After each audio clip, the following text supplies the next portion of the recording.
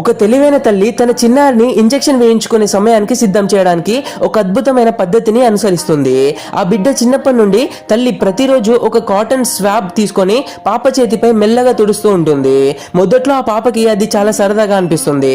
కానీ రోజులు గడిచే కొద్దీ ఆ ప్రక్రియపై పాపకి ఉన్న ఆతృత తగ్గి తల్లి ఆ పనిని ముగించే వరకు ఓపికగా ఉండడం అలవాటవుతుంది.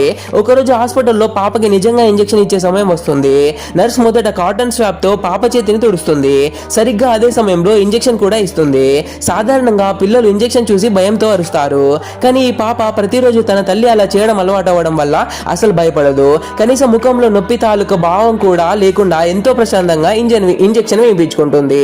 ఆ తల్లి చేసిన ఈ చిన్న ప్రయత్నం పాపలో భయాన్ని పోగొడుతుంది.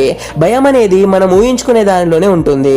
ఏదైనా కష్టాన్ని లేదా సవాలును ఎదుర్కోవడానికి ముందుగానే మానసికంగా సిద్ధమైతే అది ఎంత పెద్ద సమస్య అయినా సరే మనకు చాలా చిన్నదిగా అనిపిస్తుంది.